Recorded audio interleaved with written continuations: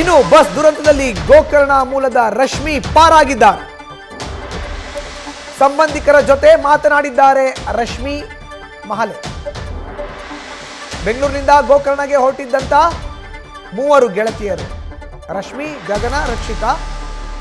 ಇದರಲ್ಲಿ ಈಗ 3 ಕೂಡ ಸೇಫ್ ಆಗಿದ್ದಾರೆ. ರಶ್ಮಿ ಮೊಬೈಲ್ ಸ್ವಿಚ್ ಆಫ್ ಆಗಿತ್ತು ಅಂತ ಏನು ಹೇಳಲಾಗ್ತಾ ಇತ್ತು. ರಶ್ಮಿಗಾಗಿ ಹುಡುಕಾಟ ನಡೆದಿತ್ತು. ಈಗ ರಶ್ಮಿ ಕೂಡ ಸೇಫ್ ಆಗಿದ್ದಾರೆ.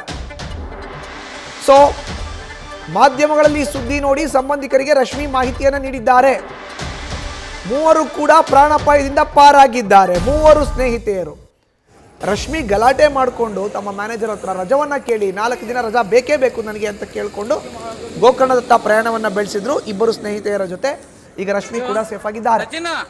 ಗಗನ, ರಶ್ಮಿ, ರಕ್ಷಿತಾ ನೋಡಿ ಅವರ ಭಾವಚಿತ್ರಗಳು, ಫೋಟೋ ತೋರಿಸ್ತಾ ಇದೀವಿ ನಾವು. ಬೆಂಗಳೂರು ಟು ಗೋಕರ್ಣ ಅನ್ನೋ ಬಸ್ ಮುಂದ್ಗಡೆ 3 ಕೂಡ ನಿಂತು ಒಂದು ಫೋಟೋಗೆ ಪೋಸ್ನ ಕೊಟ್ಟಿದ್ದಾರೆ.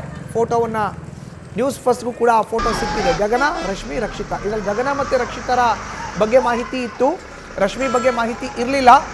ರಶ್ಮಿ ನಾಪತ್ತೆಯಾಗಿದ್ರು. ಬಟ್ ಸುಟ್ಟು ಕರಕಲಾಗಿರೋ ಅಂಥ ದೇಹದಲ್ಲಿ ರಶ್ಮಿ ಅವ್ರದ್ದು ಯಾವುದೂ ಇರಲಿಲ್ಲ. ಬಟ್ ರಶ್ಮಿಗೋಸ್ಕರ ಗಗನ, ರಕ್ಷಿತಾ ಆತಂಕಕ್ಕೊಳಗಾಗಿದ್ರು. ಎಲ್ಲಿ ನಮ್ಮ ಸ್ನೇಹಿತೆ ರಶ್ಮಿ ಅಂತ. ಈಗ ರಶ್ಮಿ ಅವರ ಪತ್ತೆ ಆಗಿತ್ತು. ಸೊ ರಶ್ಮಿ ಕೂಡ ಸೇಫ್ ಆಗಿದ್ದಾರೆ. ಬೆಂಗಳೂರಿನಿಂದ ಗೋಕರ್ಣದತ್ತ ಪ್ರಯಾಣವನ್ನು ಬೆಳೆಸಿದಂಥ 3 ಸ್ನೇಹಿತೆಯರು ಈಗ ಪ್ರಾಣಾಪಾಯದಿಂದ ಪಾರಾಗಿದ್ದಾರೆ. ಮಾಧ್ಯಮಗಳಲ್ಲಿ ಬಂದಂಥ ಸುದ್ದಿಯನ್ನು ನೋಡಿ ತಮ್ಮ ಸಂಬಂಧಿಕರಿಗೆ ಕರೆಯನ್ನು ಮಾಡಿದ್ದಾರೆ ರಶ್ಮಿ. ನಾನು ಸೇಫ್ ಆಗಿದ್ದೀನಿ ಅನ್ನೋ ಒಂದು ವಿಷಯವನ್ನು ತಿಳಿಸಿದ್ದಾರೆ.